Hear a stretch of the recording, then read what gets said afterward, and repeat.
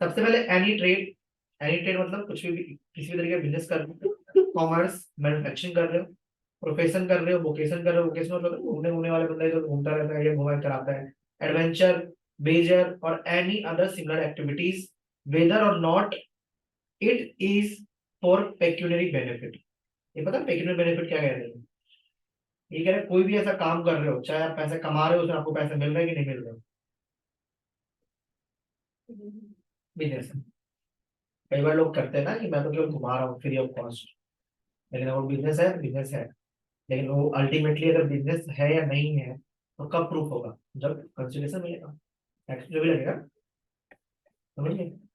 तो अभी फिलहाल हो रहा है बिजनेस क्या होता है, तो बिजनेस ये होता है, ठीक है, ट्रेडिंग करना, कॉमर्स करना, मैन्युफैक्चरिंग करना, professional, vocation, adventure, wager. Wager I think वो होते हैं लॉटरी के बिल वगैरह बेचते हैं ना, वो होते हैं। ठीक है। एनी एक्टिविटी और transaction in connection with or incidental or ancillary to the sub clause one. इस अगर आप ये कोई बिजनेस कर रहे हो, इससे रिलेटेड कोई एक्टिविटीज है जो कि इसकी इंसिडेंशियल और एंसिलरी मतलब होता है ना कि अगर आप सामान बेच रहे हो तो फ्रेट की सर्विस दोगे ही। अगर मैं चार्टर्ड अकाउंटेंट तो आईटीआर की सर्विस दूंगा ही, चार्टर्ड अकाउंटेंट हो तो डिपार्टमेंट में जाऊंगा ही। ठीक है, उस डिपार्टमेंट से हो सकता है कि मुझे कोई किसी अगर कुछ ऐसा काम पड़ता है तो मुझे कोई दूसरा चार्टर्ड अकाउंट हायर भी करना पड़ सके। ठीक है, तो ये भी हो जाता है। कई बार क्या होता है चार्टर्ड अकाउंटेंट सीए के ऑडिट के साथ साथ ईपीएफ कंसल्टेशन भी देना शुरू कर देते हैं। तो मतलब एनी एक्टिविटी जो इस बिजनेस से रिलेटेड है। अगर आप मैन्युफैक्चरिंग कर रहे हो तो सामान बेचने के लिए फ्रेट भी दोगे, तो आप हो सकता है कि फ्रेट वेट देने के लिए आपने अपना एक ट्रक परचेज कर लिया कि सामान मैं खुद ही छोड़ करके आऊंगा हमारे, तो वो भी हो गया ना एनी इंसिडेंटल और एंसिलरी एक्टिविटीज। ठीक है। एनी एक्टिविटी और transaction in sub clause one whether और not in volume, frequency, continuity, regularity और सच ट्रांजैक्शन। ये कह रहे हैं कि अगर आप कोई काम कर रहे हो पहले क्लॉज में और उससे रिलेटेड कोई भी एक्टिविटी किया, तो आप ये नहीं बोलोगे सर मैं साल में एक ही बार तो भेजा था सामान, ये मेरा बिजनेस नहीं है, इस पे टैक्स मत लगाओ। सर मैं तो नॉर्मली करोड़ों का सामान बेचता हूँ, ये तो मेरा 1 लाख का ही है वॉल्यूम।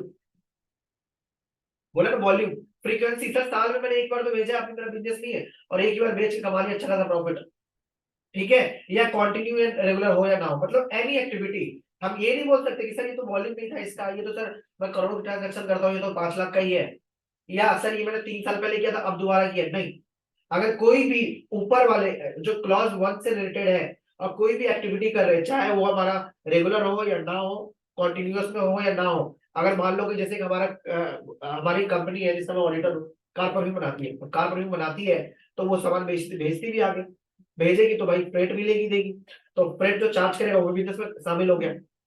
ठीक है, वो भी हमारा सप्लाई माना जाएगा, उसमें टैक्स पे करोगे। ये थोड़ी बोलेगा मेरा काम तो कार परफ्यूम बनाना है और वो फ्रेट मेरा काम नहीं है, मैं इस पर टैक्स नहीं पे कर, ऐसा नहीं होगा। फिर बोलते हैं कि मैं तो साल में एक ही और सामान भेजा था उसी फ्रेट किया है तो पे कर। ठीक है, तो थर्ड क्लॉज ये बोलता है सप्लाई और एक्विजिशन ऑफ गुड्स। अब देखो यहाँ पे कह रहा है कि मेरा बिजनेस है, कोई फिक्स एसेट परचेज कर रहा हूँ, वो भी कवर कर दिया इसके अंदर। सप्लाई और acquisition of goods including capital goods and services in connection with the commencement or closure of business। कह रहे हो कि बिजनेस स्टार्ट करने से बिजनेस बंद करने के टाइम पे अगर कोई गुड्स परचेज किया, कोई कैपिटल गुड्स परचेज किया है तो भी आपका बिजनेस में माना जाएगा। ठीक है, कैपिटल गुड्स समझते हैं आप लोग? एनीवन, किसी को डाउट हो कैपिटल गुड्स क्या होता है? इमाम, नेहा मैडम, मोनिका, आप लोगों को? कैपिटल गुड तो वही हो गया ना, ठीक से फिक्स। हाँ। ठीक है, आपको पता है? Next, provision by a club, association, society or any other such body for a subscription or any other consideration of the facilities or benefit to its member। जैसे होता है ना सोसाइटी में जाते हैं हम, सोसाइटी में होता है ना एक सेक्रेटरी अपॉइंट कर देते हैं और वो हमारा बिजली का बिल लेकर के पे कर देता है। ठीक है, तो मेंटेनेंस का भी काम करता है, उन्होंने इसको यहाँ पकड़ लिया कि बिजनेस है और उसने 20 लाख से ज्यादा का ट्रांजेक्शन कर दिया साल में, रजिस्ट्रेशन कराओ। ठीक है। Next, admission for a consideration of persons to any premises. किसी भी प्रीमाइसेस में अगर आपने फीस लेते हो, एडमिशन मतलब समझ लो लाल किला में एंटर करना होता है ना, फीस, सिनेमा हॉल में एंटर करना, सर्कस में एंटर करना, ये सारे क्या है, बिजनेस में माना जाएगा। ठीक है, मान लो कोई सर्कस ऑर्गेनाइज हो, जैसे सेक्टर 12 में भी सर्कस ऑर्गेनाइज हुआ था, तो अभी तो एंट्री फीस फ्री थी। ठीक है, और अंदर अंदर हम जब हम गए तो वहाँ पे चार्ज लगे हमारे झूलों के, 200 रुपये 250 रुपये। तो झूला वाले का भी बिजनेस हो गया, क्योंकि वो भी तो 200 रुपये ले रहा है ना पर पर्सन। अगर वो क्रॉस कर गया 20 लाख से, तो रजिस्ट्रेशन लेना पड़ जाएगा साल में। वो कैश में लेते हैं तो 20 लाख से ऊपर है, अब आपको प्रूव करना पड़ेगा, कैश में हो चाहे बैंक से हो, कुछ मतलब नहीं है। वो प्रूफ भी ना करें कि मैंने ये सब खरीदा। नहीं मतलब नॉर्मली अगर जैसे इसे करियर पे ध्यान दो, जो भी करियर चूज किया। ऑफकोर्स अगर मैं जीएसटी बढ़ा तो बोलूंगा जीएसटी बढ़ा करो, जो इनकम टैक्स बढ़ाएगा बोलेगा इनकम टैक्स बढ़ा करो, जो एसएसटी बढ़ाएगा बोलेगा एसएसटी बढ़ा करो। Next, service supplied by a person as the holder of an office which has been accepted by him in the course and furtherance of business of his trade, profession and or vocation। ठीक है, service supply by person as a holder of office, अगर office खोल कुछ बैठा है कोई services दे रहा है, मान लो कोई, अभी क्या होता है एसटीडी में बैठ के जाओ फोन रिचार्ज करने का सर्विस दे रहा था पहले के जमाने में, अब तो फोन से हो जाता है, या कोई अब देखो रेलवे टिकट भी दे रहा है, मतलब सारा चीज बिजनेस में कवर है। अब एनी देखो यहाँ पे एनी सर्विस लिखा, अब यहाँ पे कैसे लिखेगा कि कोई बंदा टिकट काट रहा है तो बिजनेस है कि नहीं है, टेलीफोन बुथ पे या उसमें टेलीफोन में जाके जो होता है पहले कूपन बेचना, अब ये देखो जो गुमटी वाला बंदा है वो भी सामान बेच रहा है। ठीक है, या आजकल क्या होता है कि कोई जैसे काम सीख लेते हैं, सी वाला काम सीख लिया, अकाउंटिंग काम सीख लिया, और वो सर्विसेज दे रहा है, अपना ऑफिस खोल लिया, अगर हम हमारे यहाँ अकाउंटिंग किया जाता है, हमारे यहाँ तसल्ली पूर्वक अकाउंटिंग किया जाता है होता है ना, तो वो सब भी अल्टीमेटली बिजनेस है। अगर 20 लाख रुपए क्रॉस होगा टर्नओवर तो उनका भी जीएसटी लगेगा।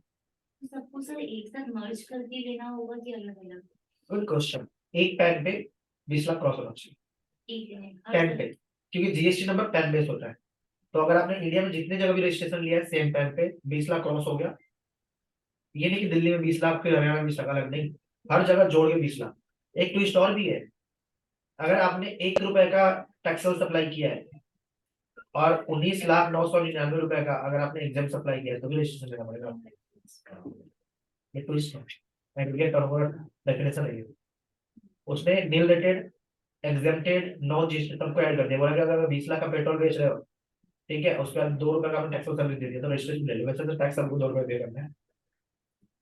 ये बहुत बड़ा ट्विस्ट है इसमें, इसलिए भी जीएसटी 99C बढ़ेगा ना, देखना रिलेटेड भी फिल करना होता है, एग्जेम्प्टेड भी फिल करना होता है, नो जीएसटी वाले फिल करना होता है।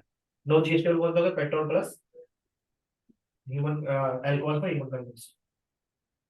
नेक्स्ट आता है activity of a race club including by way of totaliser जो licence book maker activity for licence book maker the such club. I think, मुझे कंफर्म नहीं, बट आई थिंक ये होता होगा जो जब वो जाते हैं ना सट्टा सुट्टा खेलने जाते हैं, लॉटरी वॉटरी, तो वहाँ पे कुछ टोटलाइजर भी होते हैं, टोटल करने वाले।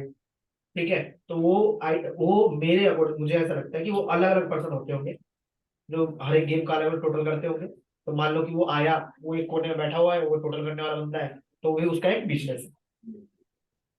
ठीक है, एंड उसके बाद आता है एनी एक्टिविटी और transaction undertaken by central government, state government, local authority in they are engaged as a public authority. Ultimately ना गवर्नमेंट को भी नहीं छोड़ा, गवर्नमेंट भी अगर कोई सर्विसेज दे रही है, वो भी बिजनेस कर रही है, वो भी जीएसटी करता है।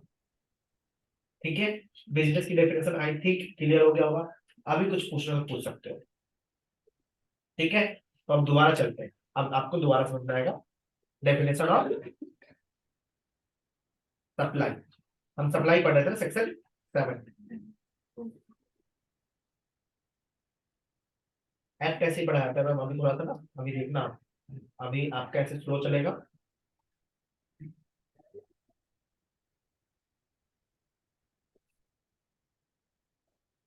एक बार ये कॉल उठा लो। Hello, hello.